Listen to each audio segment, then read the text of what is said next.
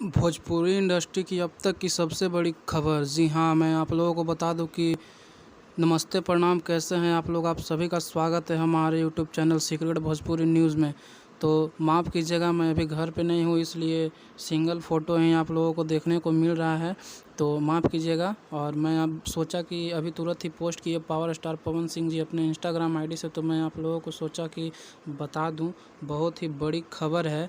तो मैंने सोचा कि बहुत ही बड़ी अपडेट है, तो मैं आप लोगों को बता दूं। तो जिस हिंदी गाने को लेकर फैंस के बीच खलबली मची थी, जी हाँ, वो घड़ी आ चुकी है। जी हाँ, सोमवार को यानी 6 तारीख को आप लोगों के बीच अपनी धुन यूट्यूब चैनल से गाना आ रहा है। पायल देव और पावर स्टार पवन सिंह जी के आवाज़ में फिर एक बार और तहलका मचेगा। कोई भी star power star Pawan Singh ji के टक्कर में नहीं है। वीडियो अच्छा लगे तो चैनल को सब्सक्राइब कीजिएगा, शेयर कीजिएगा। धन्यवाद।